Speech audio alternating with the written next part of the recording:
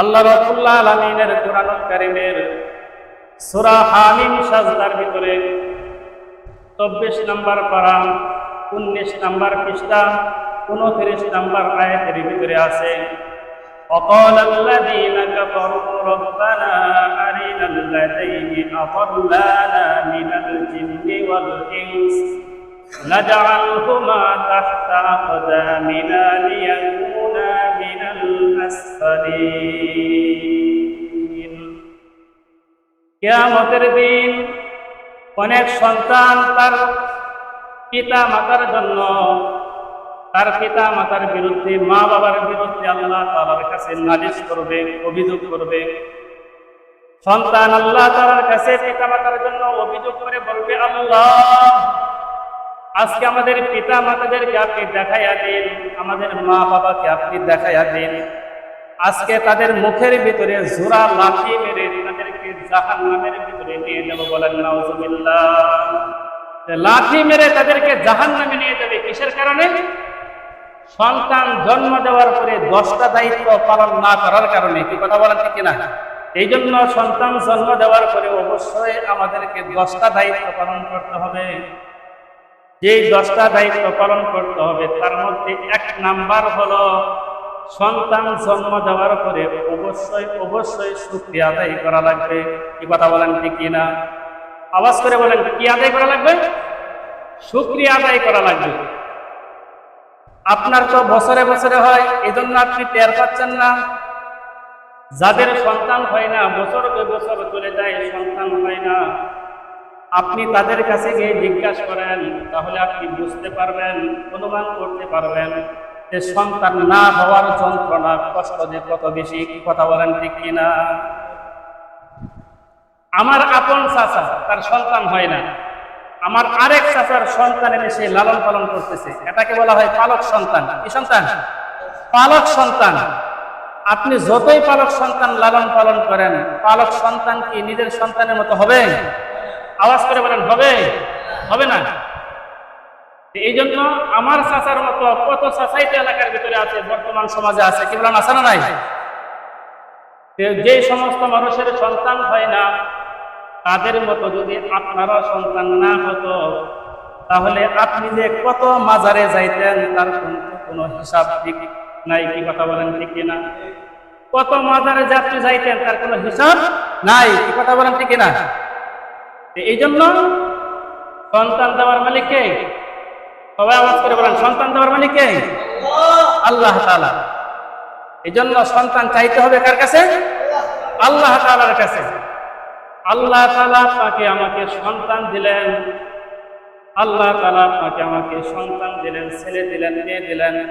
এই জন্য আল্লাহ তাআলার দরবারে শুকরিয়া আদায় করা দরকার। আছে না নাই? কি বলেন? আওয়াজ করে বলেন, আছে না নাই? এই জন্য সন্তান হওয়ার পরে 1 নাম্বার দায়িত্ব হলো আপনাকে শুকরিয়া আদায় করা লাগবে। বলেন সুবহানাল্লাহ। 2 নাম্বার দায়িত্ব হলো সন্তান জন্ম দেওয়ার পরে সন্তানের এক কানে আজান আর এক কানে একামত দেওয়া লাগবে। আওয়াজ করে বলেন, এক কানে আজান আর এক কানে একামত।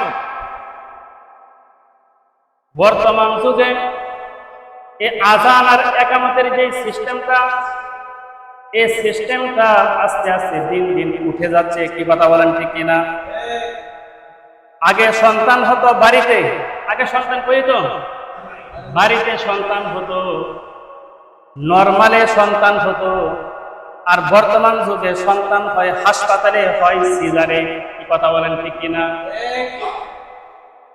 ডাক্তারের কাছে নেওয়ার পরে ডাক্তার যখন সিজার করে, ডাক্তার সিজার করার পরে যখন মার গর্ভের থেকে সন্তান বের করে, তখন কিসের আজান, কিসের একামত, তখন সবাই সেলফি নিয়ে ব্যস্ত থাকে। কি কথা বলেন ঠিক কিনা? সবাই ছবি উঠানোর জন্য ব্যস্ত থাকে। আবার কেউ বকশিসের জন্য ব্যস্ত, আবার কেউ মিষ্টি নিয়ে ব্যস্ত। কি কথা বলেন ঠিক কিনা? কিসের আজান, কিসের একামত, কোনো খোঁজ খবর নেই। আজান যদি দিতে হয়, একামত যদি দিতে হয়, ফেরেশতার গিয়ে দেখে। এই জন্য সন্তান জন্ম হওয়ার পরে 2 নাম্বার দায়িত্ব হলো 1 কানে আজান আর 1 কানে একামত দেওয়া লাগবে। দেব তো ইনশাআল্লাহ? আওয়াজ করে বলেন, দেব তো ইনশাআল্লাহ? তিন নাম্বার দায়িত্ব হলো সন্তান জন্ম হওয়ার পরে 7 দিনের মাথায় আপনাকে আকিকা দেওয়া লাগবে। আওয়াজ করে বলেন, কি দেওয়া লাগবে? আকিকা। যদি আপনার সামর্থ্য থাকে তাহলে আপনি 7 দিনের মাথায় আকিকা দিবেন। কয় দিনের মাথায়? সবাই আওয়াজ করে বলেন, কয় দিনের মাথায়? 7 দিনের মাথায় আপনি আকিকা দিবেন। আর যদি আপনার সামর্থ্য না থাকে, জীবনের যে কোনো মুহূর্তে আপনার যখন সামর্থ্য হবে তখন আপনি আকিকা দিবেন। কথা বলেন ঠিক কিনা? আকিকা দিলে লাভ কি, ফায়দা কি? ফায়দা হচ্ছে যে আকিকা দিলে সন্তানের উপর যে বিপদ আপদ বালা মুসিবত আসে এগুলি আল্লাহ তাআলা দূর করে দিবে। বলেন সুবহানাল্লাহ। 4 নাম্বার দায়িত্ব হলো সন্তান জন্ম হওয়ার পরে সন্তানের জন্য আপনাকে একটা সুন্দর নাম রাখতে হবে। আওয়াজ করে বলেন, কি রাখতে হবে? সুন্দর একটা নাম। ছেলের জন্য হোক মেয়ের জন্য হোক সুন্দর একটা নাম রাখতে হবে, অর্থবোধক নাম রাখতে হবে, যেই নামের ভালো অর্থ আছে। আমরা তো অর্থ ছাড়া নাম রাখি। আমরা এমন একটা নাম রাখি যেই নাম শুনে মানুষ মনে মনে ঘৃণা করে, পরে যাও কিছু বলে না মুখে, কিন্তু মনে মনে কি করে? ঘৃণা করে। কথা বলেন ঠিক কিনা? জন্য এরকম নাম রাখা যাবে না। নাম রাখি বল্টু, জিন্টু, পিন্টু, পিঙ্কি, এরকম নাম রাখি। কি বলেন, রাখে কে রাখে না? আওয়াজ করে বলেন, এরকম নাম রাখে কে রাখে না? রাখে। এগুলির নাম কি? এগুলির অর্থ কি? এই জন্য এগুলির নাম রাখা যাবে না। নাম রাখতে হবে অর্থবোধক নাম। নাম রাখার বিষয়টা হচ্ছে খুব মারাত্মক একটা বিষয়। কথা বলা ঠিক না? মারাত্মক একটা বিষয়। আপনি যেই নামটা রাখবেন এই নামটাই আপনার ইতিহাসের পাতায় উঠে যাবে। কি কথা বলেন ঠিক না? আর যতদিন আপনি বেঁচে থাকবেন বা যদি মারাও যান আপনাকে ওই নামেই ডাকবে। কি কথা বলেন ঠিক না? আওয়াজ করে বলেন, ওই নামে ডাকবে কি ডাকবে না? ওই নামেই ডাকবে। এমনকি আপনি যদি আপনার নাম যদি হয় কালু, আপনার নাম কি হয়?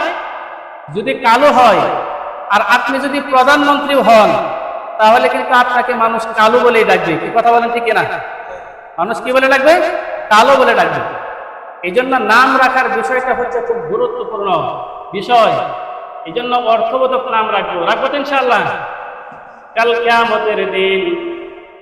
কিয়ামতের দিন আল্লাহ রাব্বুল আলামিন বান্দাকে মাফ করার জন্য যখন আর কোনো বিষয় না পাবে তখন আল্লাহ তাআলা তার বান্দা বান্দির নামের দিকে লক্ষ্য করবে। বলেন সুবহানাল্লাহ।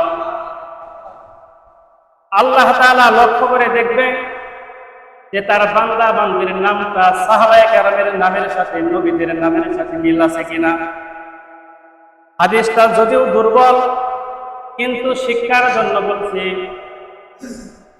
কাল কিয়ামতের দিন আল্লাহ রাব্বুল আলামিন বিচারের শেষ দিকে এসে আল্লাহ তাআলা মরিয়ম বলে ডাক দিবে। আওয়াজ করে বলেন, কি নামে ডাকবে?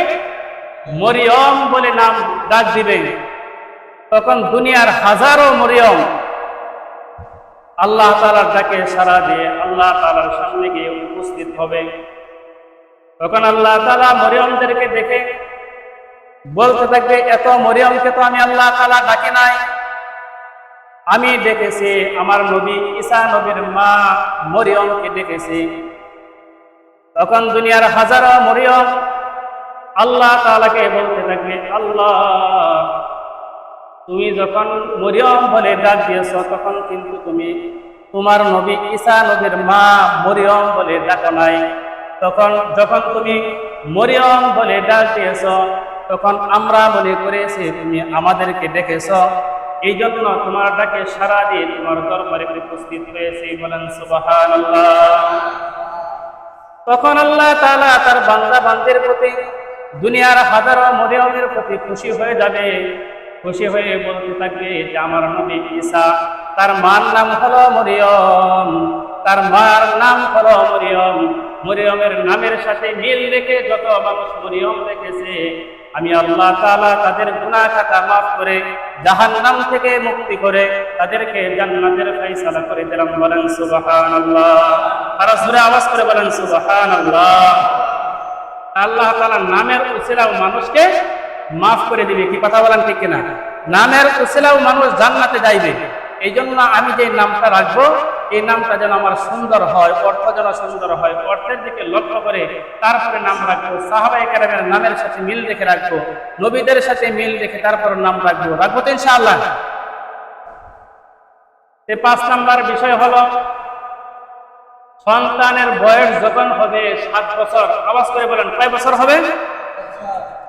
7 বছর যখন হবে তখন সন্তানকে নামাজের নির্দেশ করতে হবে। আওয়াজ করে বলেন কেন নির্দেশ করতে হবে? নামাজের নির্দেশ করতে হবে, হুকুম করতে হবে। আর যখন 10 বছর হবে তখন তাকে পিটিয়ে, লাঠি দিয়ে পিটিয়ে হলেও তাকে নামাজের ভিতরে আনতে হবে, নামাজ পড়াতে হবে। কি কথা বলেন ঠিক কিনা? একটা গাছ যদি এখন যদি মনে করেন যে না এখন করার দরকার নাই, বড় হলে সব ঠিক হয়ে যাবে, একটা গাছ যদি আপনি বেঁকা করে লাগান, যদি মনে করেন যে বেঁকা করে লাগাইছে পরবর্তীতে সুদা করবো নি বা সুদা হয়ে যাবে, কি বলেন সুদা হবে? বেঁকা গাছ কোনোদিন সুদা হয়?